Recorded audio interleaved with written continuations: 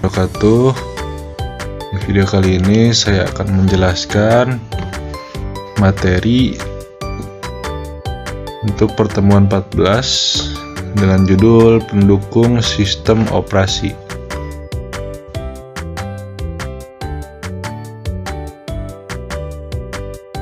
Ya, di sini tingkatan layer pada sistem operasi. Yang di sini maaf agak blur ya. Di sini ada application dan service. Di sini ada middleware.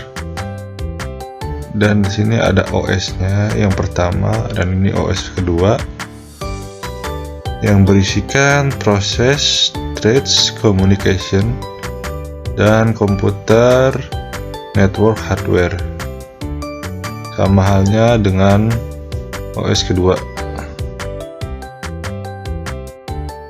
OS berarti ada kernel, libraries, dan server. Dan sini ada platform. Pada gambar di atas menunjukkan bahwa sistem operasi berjalan dalam sebuah node yang memiliki kernel dan user level service seperti libraries dan sumber daya hardware yaitu middleware, di mana ditunjukkan bagaimana lapisan sistem operasi pada masing-masing dua node yang mendukung kesamaan lapisan middleware dalam menyediakan infrastruktur terdistribusi untuk aplikasi dan service.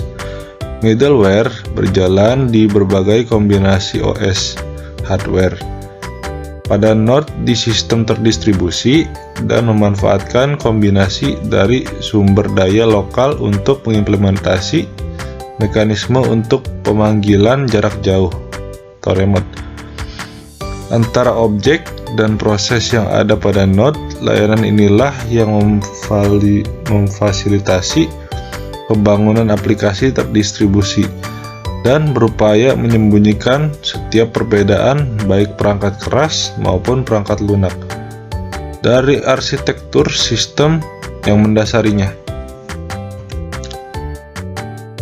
Tujuan utama dari middleware adalah meningkatkan tingkat abstraksi untuk pemrograman terdistribusi.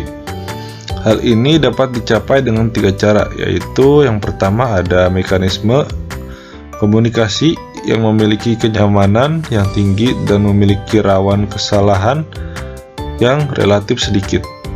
Yang kedua ada independensi dari OS, protokol jaringan, bahasa pemrograman, dan lainnya. Dan yang ketiga ada layanan standar seperti naming service, transaction service, dan security service. Kemudian di sini terdapat kebutuhan requirements pada kernel dan server, yaitu encapsulation, menyediakan layanan antarmuka, service interface ke sumber daya, di mana pada proses enkapsulasi ini struktur disembunyikan ke dalam suatu modul dengan antarmuka komunikasi yang jelas dan terbatas, di mana hal ini merupakan pemrograman yang baik dan dipertimbangkan selalu penerapannya dalam sistem terdistribusi. Lalu yang kedua ada protection, memberikan perlindungan untuk menjaga sumber daya dari akses yang tidak sah. Pada prosesnya, klien melakukan request yang berisi ID khusus service dengan menggunakan ID komunikasi. Lalu server komunikasi memetakan ID ke alamat dan mengirim request ke server. Dan terakhir, server akan mencari ID khusus server dan segera menangani request. Lalu yang ketiga ada concurrent processing, model komputasi di mana beberapa prosesor mengeksekusi instruksi secara bersamaan untuk mencapai kinerja yang lebih baik, yang berarti setiap task dipecah menjadi beberapa subtypes yang kemudian ditugaskan ke prosesor yang berbeda untuk dilakukan secara bersamaan dan berurutan karena harus dilakukan oleh satu prosesor yang identik disebut dengan pemrosesan paralel. Invocation mechanism, sarana untuk mengakses sumber daya yang dienkapsulasi dan mengizinkan objek untuk mengakses data dan memanggil remote method pada objek. Lalu ada pengamanan. Keamanan sistem adalah tindakan yang diambil untuk melindungi kinerja dan proses sistem atau perangkat.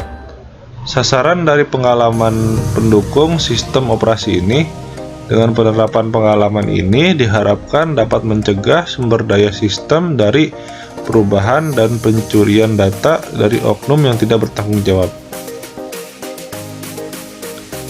Keamanan sistem dikategorikan menjadi 3 bagian, antara lain yang pertama ada keamanan eksternal, external security.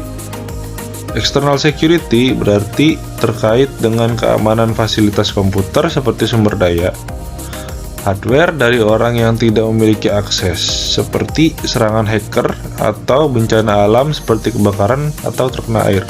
Yang kedua ada keamanan interface pemakai, user interface security. User interface security berarti berhubungan dengan kata hak akses dari komputer. Sumber daya dan program yang terdapat dalam sistem hanya dapat diakses oleh orang yang memiliki hak akses. Lalu yang ketiga ada keamanan internal, internal security. Internal security berarti bahwa berbagai kontrol yang ada di perangkat keras dan sistem operasi memastikan bahwa integrasi program dan data berfungsi tanpa merusak data. Adapun masalah-masalah keamanan yang sering terjadi disebabkan oleh 2 hal diantaranya. Yang pertama, kehilangan data. Kehilangan data dapat disebabkan oleh bencana alam, kesalahan perangkat keras, dan perangkat lunak ataupun kesalahan atau kelalaian dari manusia itu sendiri.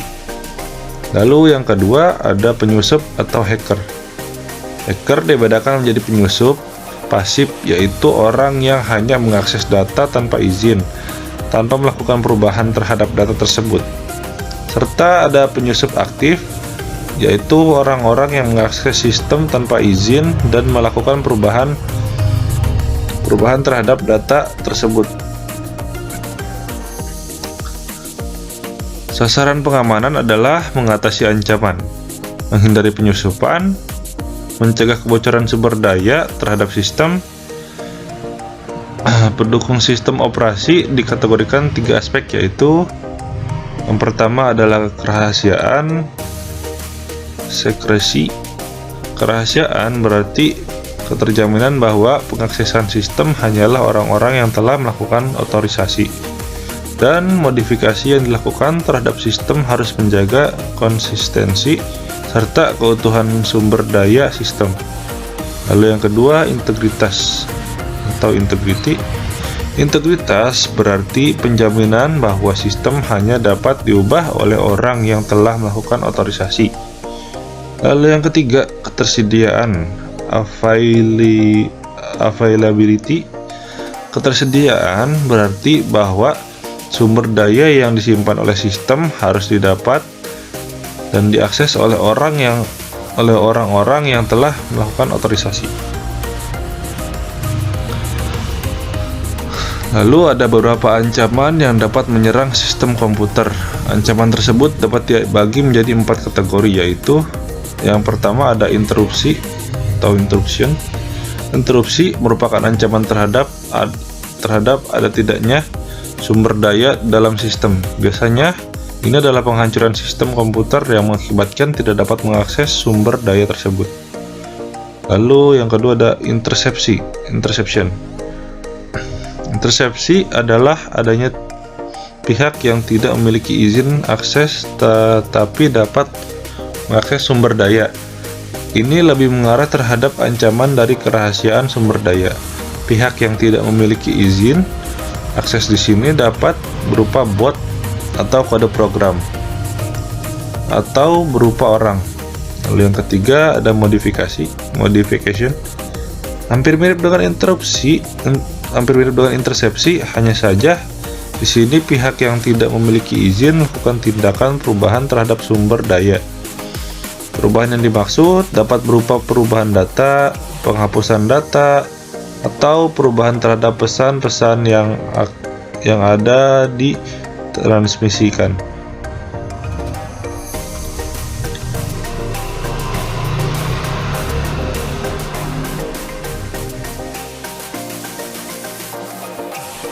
Mungkin itu saja yang bisa saya sampaikan.